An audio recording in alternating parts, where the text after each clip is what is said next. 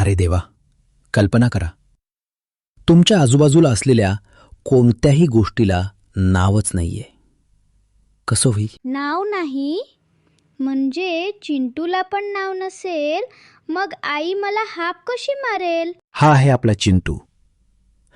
त्याला जगातील प्रत्येक गोष्ट का आहे हे जाणून घ्यायचे. आणि हे आहेत टिंकू मामा, गावातील सर्वात ज्ञानी आणि मजेदार गुरुजी. मामा, मला एक मोठा प्रॉब्लेम झालाय. चिंटू, जर या जगात नावं नसती तर तुला आईने दिलेले खाऊचे डबे कसे ओळखले असतेस?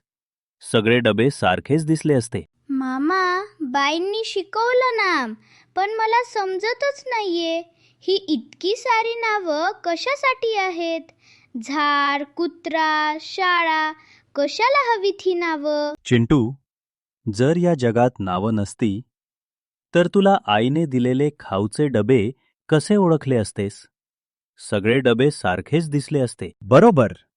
म्हणून व्याकरणाच्या जगात सगळ्या गोष्टींना ओळख देण्यासाठी एक जादुई कॅप दिली जाते आणि तिचे नाव आहे नाम. बघ, ही झाडं अनेक आहेत म्हणून हे सामान्य नाम. पण ज्याने झाड हा शब्द ऐकला त्याला लगेच कल्पना येते. आता आपण चिंटूला पाहूया. तू एका विशिष्ट मुलाचे नाव आहेस. हे झाले विशेष नाम.